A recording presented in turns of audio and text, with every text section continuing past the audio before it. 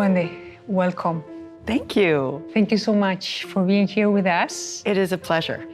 You are definitely a very successful author, an amazing speaker, but I would say that among all, you are a neuroscientist and a very well-known neuroscientist. And I would like you to explain to our audience how and when did you decide to become a neuroscientist, to devote your life to the study of the brain? Yeah, it happened on a very specific day. It was the very first day of my freshman year at UC Berkeley, and I had signed up for a freshman seminar class, which is a small class of 15 with a full professor talking about their specialty.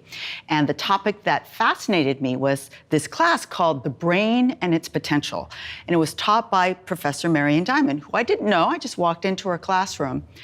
But that was an incredibly memorable day because she was so memorable. That first day and for the rest of my entire career, basically. She was standing at the front of the classroom. She was very tall, very athletic looking. She had this crisp white lab coat over a very beautiful skirt and blouse. But she had this hat box, this flowered hat box in front of her. And she said, she welcomed us all. She said how glad she was that we were in this classroom because it meant that we were interested in our own brains. And she reminded us that the brain is the most complex structure known to humankind. And as she regaled us with all the things the brain allows us to do, feel, see, laugh, crack a joke, she opened that hat box and with her gloved hands, she pulled out a real preserved human brain, which we did not expect to be in that hat box. But of course, it was the very first time that any one of us had seen a real human brain. And it is awe-inspiring, even today, because I pull out a brain from my own hat box these days in front of my classrooms. What really made me want to become a neuroscientist was her story about the key experiments that she did in the 1960s, showing that the brain, the adult brain, could change in response to the environment. She tested this by putting rats either in a rat cage full of toys and lots of other rats to play with, kind of like a Disney World of rat cages, compared to just a small cage with maybe one other rat, no toys. And if the brain didn't change, then those brains in those two different environments should be identical. But the brains in that Disney World of rat cages actually got bigger. The cortical structure, the thickness got bigger. In particular areas, in the visual areas, they had much more visual stimulation. In the motor areas, they were running around a lot more. In the somatosensory or touch areas, because they had a lot more to feel. And that was the very first time that scientists had realized that the adult brain could change in response to the environment in an anatomically demonstrable way. And I thought, that is so cool. My brain can do that because she told me that my brain could do that. I want to really understand how that works. And actually, Wendy, is one of the topics that you mention a lot in your book, Healthy Brain, Happy Life. Happy Life. But when I was reading it, I also realized that it's a very personal book too. Yes. And I want you to share with our audience what was the wake-up call? What made you think, okay, there's something here that's not well? Yeah. So there were a couple of things that happened when I had this kind of life-changing event. First, it was really at the height of my career. I had started my lab and grants were coming in, papers were being published. But when I stuck my little head out of my little lab, I realized I had no friends outside of my lab. And I had great lab members and colleagues, but no real friends. And I had gained 25 pounds because I did nothing but work in my lab with these colleagues, not friends. I went on a river rafting trip to get away from New York and give myself a little bit of a break. I went by myself because I had no friends, but I went to Peru for a river rafting trip, and I realized that I was the weakest one on this trip. I was in my mid-30s. I grew up in California, outside, playing tennis all the time, but I was the weakest person on this trip. And that's what made me come back to New York and go to the closest gym to my work. And I joined, and I said, I'm never gonna feel like the weakest person ever again. And I started going to classes, loved them. I felt an immediate kind of boost of energy when I woke up my body and remembered that, my body is used to moving and let's get back into this. And I found this class at the gym that I loved. It's an unusual class called Intensati, and it pairs physical movements from kickboxing, dance, and yoga and martial arts with positive spoken affirmations. And so you yell things like, I am strong now, and I believe I will succeed. And it really made me feel just so energized. And so I started going very, very regularly.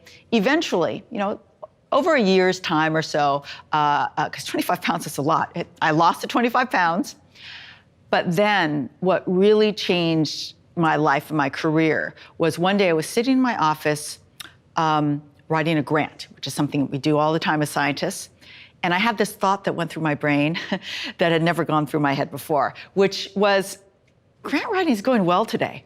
I'd never had that thought before because grant writing is such a stressful, kind of painful process. And, but it was going well and the writing was flowing. And I realized it was because my focus and attention was deeper and longer. And my long-term memory, which is the topic I was studying in my lab at that time, was also better. And I realized the only change that I'd made in my life had been this 25-pound weight loss because I had started going to the gym regularly and eating, less bread and more balanced diet. And that's what made me realize that maybe exercise was having this really striking effect on the brain areas that I was studying in my own lab. And so I went to the literature and I realized that, yes, there was a growing literature, but there was so much more to understand. And if I notice it from my own just observation of my own cognitive performance in every day, how can I maximize that? Maybe I could get even more. Maybe I might get my brain even better. I realized that it was so powerful with the potential to change so many lives, including my own, that this was something that I really, really wanted to study. And so that's what changed my life.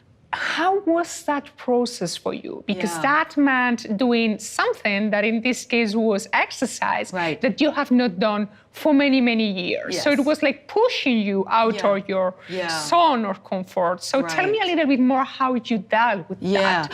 My secret was that I had exercise in my life. I enjoyed exercise and going to this gym and going to the classes. And I love a good exercise instructor.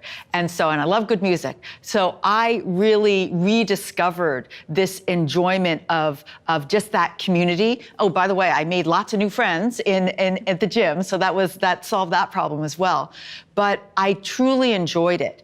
And I also enjoyed the challenge of going to harder and harder classes and trying different classes. And, I went to this gym with lots of different classes. There was everything from kickboxing to samurai sword class to this Intensati class, which was really new. And I only went to that class that day because the other class that I could have gone to was cardio boot camp, and that sounded too hard. So I went to this other class. I didn't know what it was. It turned out to be harder because it's actually really hard to actually speak out and say these affirmations out loud while doing all these aerobic activities than it is to do a cardio boot camp where they don't make you say things out loud. That's part of the trick. It increases that cardiorespiratory load on you.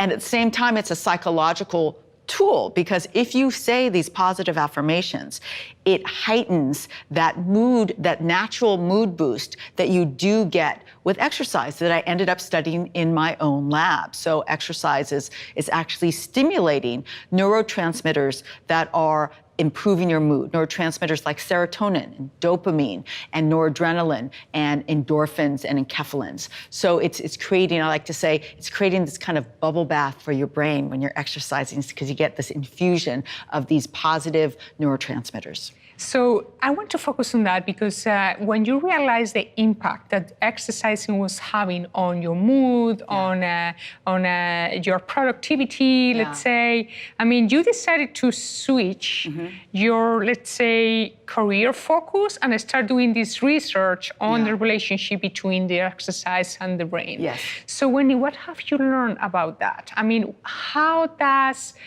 exercise change our brain morphologically and also in how it works? Okay, so I call exercise the most transformative thing that you can do for your brain today, and the most transformative thing that you can do for your brain's longevity in the future. And that is for the following 3 reasons. Reason number 1 is, this is what we've been talking about. There are immediate effects of physical activity on your brain function. The one that we've been talking about is the immediate mood boost that you get. That's because you're literally stimulating these positive mood transmitters, serotonin, dopamine, noradrenaline, and the endorphins.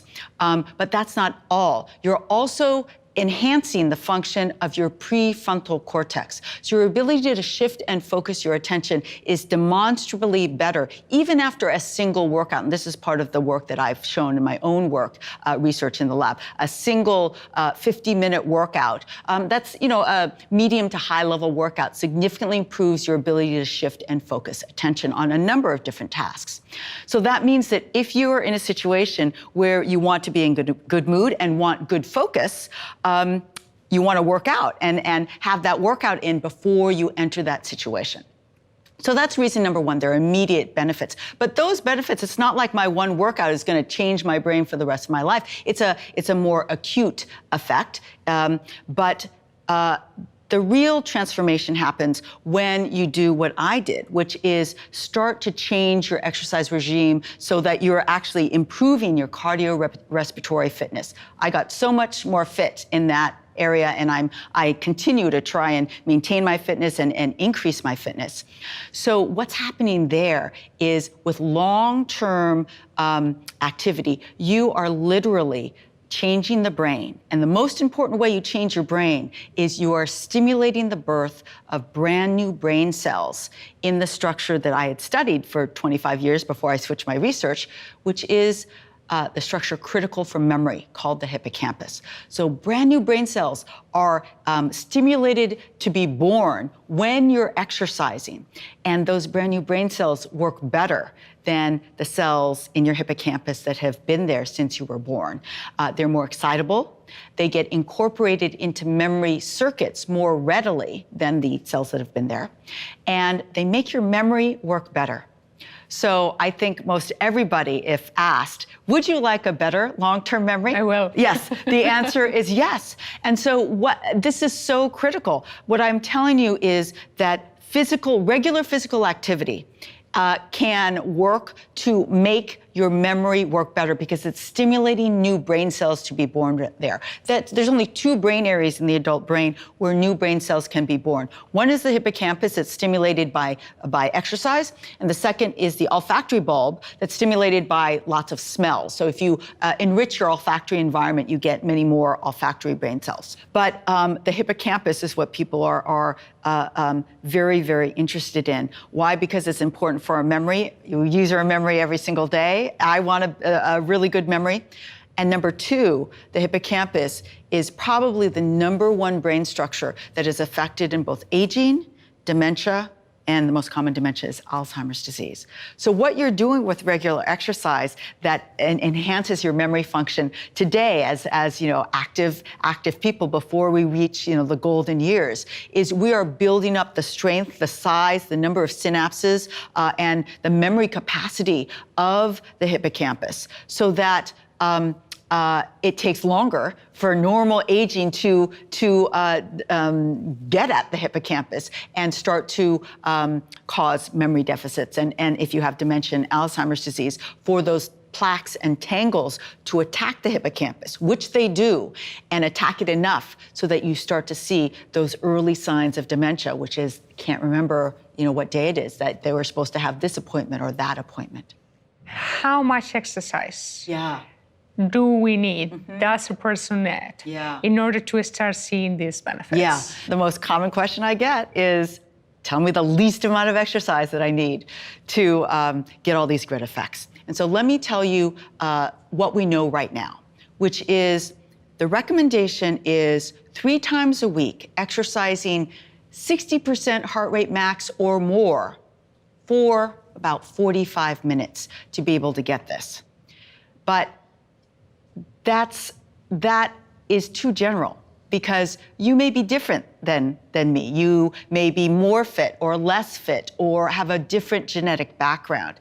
And in fact, what we really want to know is individually, for me, at my age, at my fitness level, at my gender, with my genetic background, what is the optimum exercise paradigm for my brain, or exercise prescription for my brain? And that is the question that I'm trying to answer in the work that I'm doing in my lab. So really trying to test many people, and not just on one kind of exercise, but a range of exercises. Because I can tell you, I hate treadmill. And so if you make me do the treadmill, I will not be nearly as happy as if I can do an exercise that I enjoy. So the form of exercise does make a difference. We are working with dancers and dance studios, because that is such a engaging and joyful kind of exercise. So does that make a difference? There was an article in the New York Times saying, dance is the kale of exercise. I don't know if I agree with that, but maybe it is. We need to test that, and nobody has done a systematic comparison of different forms of aerobic or resistance training, and that's what we need to do. Wendy, what happens when, I'm thinking now on the kids, actually, because there's plenty of works out there saying that young people are not getting enough exercise. Yes. So I guess that not exercising has devastating effects for the brain, right? Especially in young ages where the brain is in development. Yes, yeah, absolutely. I mean, we as a species were made to move, and the sitting down and playing video games and just sitting, our sedentary behavior that is an epidemic not only in the children but in the adults as well, is not good either for our bodies or our brains. And so it's particularly critical in the children to get those habits, early habits, started. And we had the right formula early on in our educational system. It's called PE, physical education, every single day. It wasn't a big deal. It was just a normal part of the school day. And that has been taken out slowly because they need more time to study. Well, that is actually shooting them in the foot, because without that exercise, you are not allowing the brain to kind of reach its full potential. And so that absolutely needs to come back. I would like to discuss with you about all potential effects of exercise. Yeah. And one of them is how it helps us deal with the stress, something that is very common in society today. Yeah, absolutely. I think you've hit upon one of the most valuable effects of regular exercise. In fact, you interview people that are going to the gym, and half of them, they don't know neuroscience from anything else, but they say, this is my coping mechanism. I can't cope with all the stresses and anxiety in my day without my regular gym. And they don't realize that what they're doing is they're changing levels of mood neurotransmitters, and they're protecting their hippocampus from the devastating effects of higher levels of stress hormone, cortisol. Too high levels of cortisol in your system that happens, for example, in extreme levels in PTSD, will literally shrink the hippocampus. It'll start to kill the cells in the hippocampus. It'll start to make the processes, the dendrites of the hippocampus, kind of wither. It's terrible for hippocampal anatomy and health. And exercise can protect the hippocampus from the devastating effects of too much cortisol.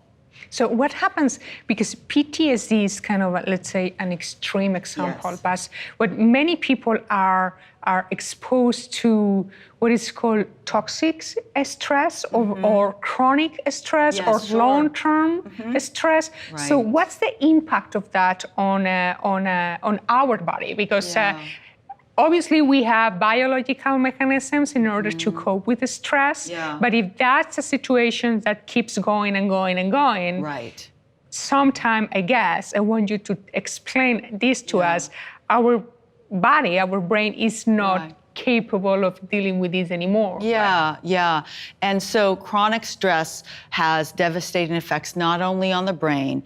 One of the most devastated brain areas, again, is the hippocampus. Why? Because there are many more receptors for cortisol, the stress hormone, in the hippocampus than in other areas of the brain. So the hippocampus becomes very, very sensitive, but is by no means the only brain area that is affected by stress. Prefrontal cortex, critical for your ability to shift and focus attention, decision making, what's called higher level executive functions. Stress also is devastating for the prefrontal cortex as well. So this high chronic levels of stress will start to affect your ability to make decisions, to focus your attention, working memory dependent on the prefrontal cortex as well as starting to affect your hippocampus and your ability to remember things. This is why in very stressful situations, you can't remember the speech, the next line for the speech, because your hippocampus is starting to be affected in that way. But it moves down through your body. So all of the major organ systems are affected by stress. Cortisol has terrible effects on the digestive system. This is how ulcers can happen with chronic stress. The heart with chronic stress and high levels of cortisol is attacked, and it can get weaker with that chronic stress. So and also the vascular system is affected by chronic stress. So you have this kind of all-out attack on your major brain and physiological systems with chronic stress. And exercise can protect all of that, mainly because it helps kind of reverse those effects. It's not only building new brain cells in the hippocampus, mainly through growth factors that I didn't mention yet, but one of the reasons why the hippocampus is benefited by exercise is that exercise stimulates the release of growth factors. Those growth factors are part of that bubble bath in your brain, and that's helping to protect the hippocampus, helping it grow, helping it thrive and survive. The same growth factors, maybe not exactly the same one, but growth factors are also helping the prefrontal cortex increase its number of synapses and strengthen and increase in size, as we see in exercise studies. But exercise is also strengthening the heart, it's strengthening the vascular system. That's the other key effect of exercise on the brain that people do not recognize. Regular aerobic exercise that improves your cardiorespiratory fitness actually stimulates the growth of new blood vessels in your brain. And that is so critical because the brain is the #1 user of oxygen in the body. So the more blood vessels that you have to bring that oxygenated blood to the whole brain, the better your brain works. So that is another reason why regular exercise will enhance the brain, and also exercise can help decrease the effects of stress on the brain. I know this is the topic of your upcoming book in September. There is about anxiety. And you talk about good and bad anxiety. And I don't want you to give us spoilers about your book, but I would like you to give us like some tips or clues on how exercise impacts also dealing with anxiety. Yeah, sure. There are studies showing that regular aerobic exercise that increases your cardiorespiratory fitness can help decrease the effects of anxiety, can decrease anxiety in you. And for the same reasons that it decreases depression. Because these neurotransmitters like dopamine and serotonin are stimulated, and it shifts your mood. I have to say that there's more known about the effects of exercise on depression and major depressive disorder. Major clinical studies have been shown, and the effects there is that exercise, regular aerobic exercise, can be as effective as some of the most commonly used antidepressants to treat major depressive disorder, which is huge. And there's evidence that a similar kind of effect can be seen in anxiety. So it is a mood boosting effect. It is a energizing kind of function that exercise serves. And I think it's very important for people that are dealing with kind of chronic everyday anxiety, which basically everybody is dealing with. So, Wendy, in your book, you mention all the things that can also change how our brain works, boost our brain power, make our lives happier, besides exercise. It's what you call brain hacks. What do you mean by brain hack? What's a brain hack? A brain hack is a fast, easy way to address and improve your brain.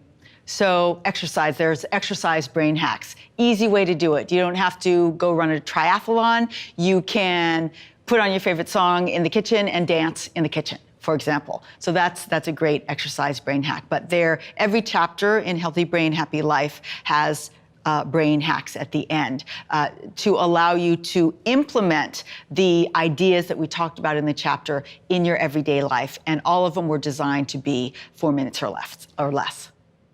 If we want to hack our, let's say, more cognitive brain, the more cognitive areas of the brain, what did you recommend for that? Yeah. So one of my favorite cognitive brain hacks is one, it kind of does double duty. It's cognitive and it boosts reward or dopamine levels in the brain. And this is based on a study that came out a few years ago out of University of Oregon. And it's the finding that if you do something altruistic for somebody else, that actually boosts dopamine in your own brain. So I have a whole section on what easy altruistic thing can you do. Can you pay for the coffee for the woman behind you in the Starbucks line? You know, it's only $3. Easy thing to do. Can you pay for the toll of the bridge that you're going over for the next car, just as a surprise? Can you leave a tip for your person that cleans your hotel room? You know, things like that are very, very easy to do, and it does give you a wonderful sense of reward. And the more meaningful it is for you, the bigger reward that you get. And it gives you a wonderful way to start thinking about, well, what do I really believe in? Maybe I do want to donate. That's a big decision. How do I want to donate? How do I want to give this chunk of money? And it opens up all sorts of research into what good are people doing in this world. It is about kind of creating those situations that make your life richer. And this also, bringing it back to science, corresponds to one of the major recommendations from a big NIH-sponsored study on how do you preserve your brain for longevity. Exercise was one recommendation. Good food, Mediterranean diet, you know, less red meat, more vegetables and fruits, a second one. The third one is cognitive engagement.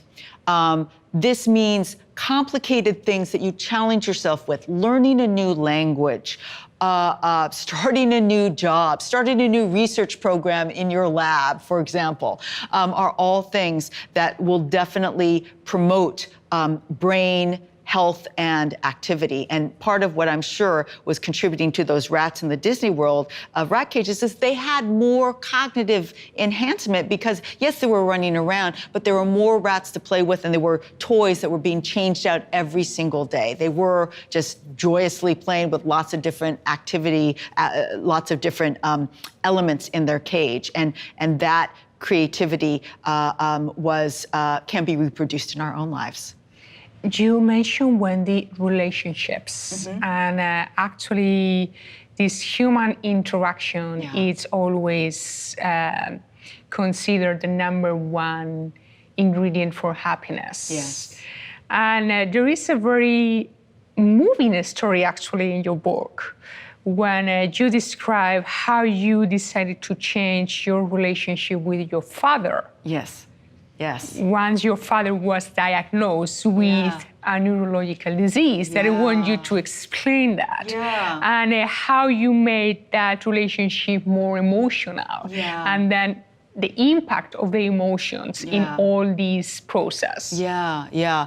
I often describe my shift to exercise based solely on this observation. I gained 25 pounds and I went to the gym, and which is all true, and that was a major motivation. But what I can absolutely add is the fact that at the same time that I was noticing the positive effects of exercise on my brain, better focus, better memory, better mood, that's when my dad was diagnosed with dementia.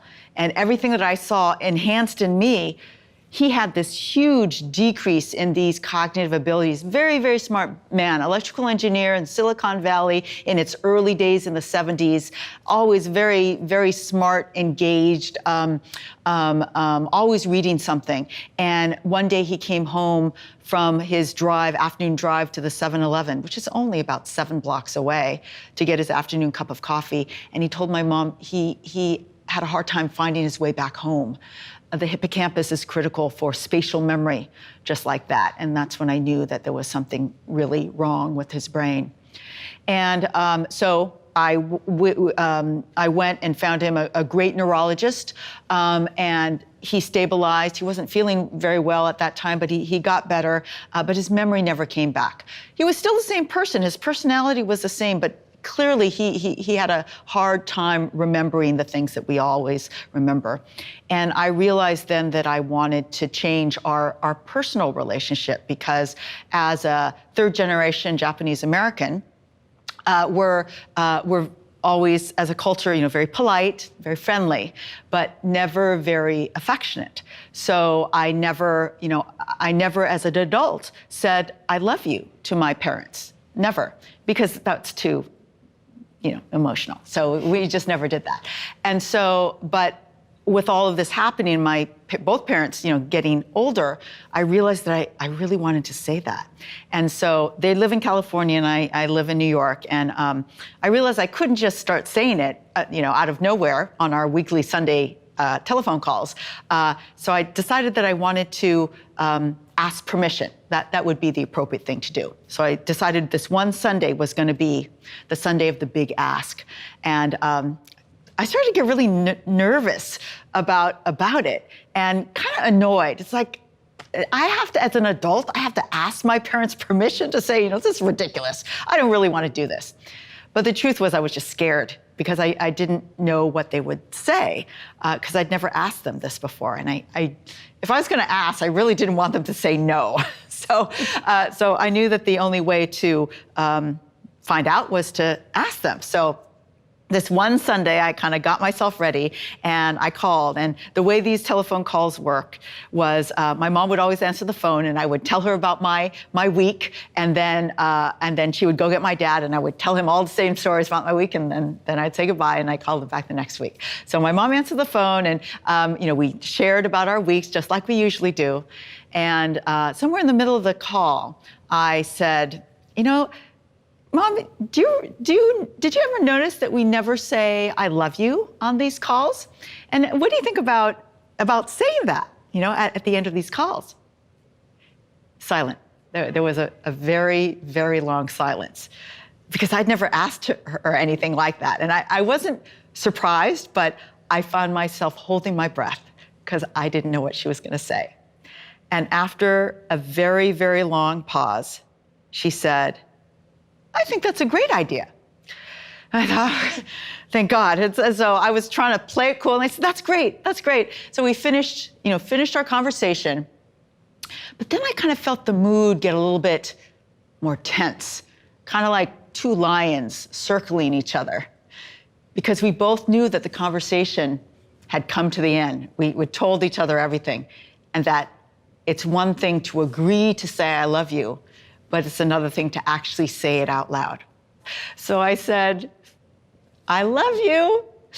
And she said, "I love you too." Like we were doing these cartoon kind of voices. And I think we both said, "Oh my God, thank God that's over." But we said it. And then she went to go get my dad. And I knew my mom was going to be the harder one. And so I had the same conversation with my dad. He said yes. we said our awkward I love yous and, hung up the phone. And I burst out crying because I had never said I love you to my parents before. And it was a very moving moment for me because I felt like, and I know I did, kind of shift my family culture that day. And the next week I called back and my I love you with my mom got ever so much less awkward, which was great. And then I got on the phone with my dad. So by this, he had dementia. He could not remember. And I was getting ready to say, to remind him that we had agreed to do this. So, okay, let's do it. But he really surprised me because that Sunday, and literally every Sunday after that, he remembered to say, I love you first. And as a neuroscientist that studies memory, I know why. So emotional resonance is something that strengthens a memory, even one in somebody whose hippocampus does not work. And that's why we remember the happiest and the saddest moments of our lives. And I think that for my father, this was very memorable. His adult daughter, asked him if she could say, I love you. And maybe that love or that pride that he had, that this actually happened, really created a new long-term memory in him. And so my father passed away last year. And so we will always have kind of the before I love you conversations and then the after I love you conversations, which have really affected my life for the rest of my life. I mean, I think that was really brave, and reading the story was very moving. Listening to you now tell the story was even more moving. Yeah. So how we can leverage this impact that emotions have in order to make our brains work better? Yeah, well, there's always a multitude of opportunities to be brave. And I think for me, it's about being ready to tell your truth. In situations, difficult situations, you have to act on your truth. Maybe you're not being treated appropriately or fairly as a woman in science or a woman in business. You have to be brave enough to tell your truth and also be wise enough to do it in a strategic way that comes out to a positive end and doesn't just blow everything up. I mean, I think we are naturally emotional beings. And I think that vulnerability is a key to deepening relationships that we have. I think it's a key to leadership because I've used those same principles in the leadership that I try and show in my lab and in my business endeavors. And it is about being honest, being vulnerable. It's not easy to do that. The final idea that I'd like to share is an idea that has undergirded a lot of our conversation, which is the idea of self-experimentation. My whole book is really the idea that I ended up doing an experiment on myself. I went to the gym because I wanted to lose weight, but I ended up doing an experiment that changed my brain, and I noticed that. And I guess, as you pointed out beautifully, the experiment that I'm trying to reproduce, I guess, for my whole life is the enriched environment experiment. What is the life and the experiences that I want to have in my life that are going to enrich me and make both my body and brain as healthy and vibrant as I can so that I live the longest life with high levels of cognition. And that is not only something that a neuroscientist can do, but that is something that anybody can do because your measure is how good do you feel. Does exercise make you feel good? Does that form of exercise, do you hate it? Okay, don't do that, but find a form that you do love. From walking with a friend, walking to a destination, to whatever, pole dancing or, samurai sword class or whatever creative thing that you can find that makes your body move and that you enjoy. Do that with food. Do that with quiet time and meditation and contemplative. Do that with the kind of relationships that you have and the level of vulnerability that you show in those relationships. It's all, of course, from a scientist, it's all an experiment that you can do, but it's an experiment that you can do with the goal of living a healthy life and a happy life. Wendy, thank you so much. Thank you.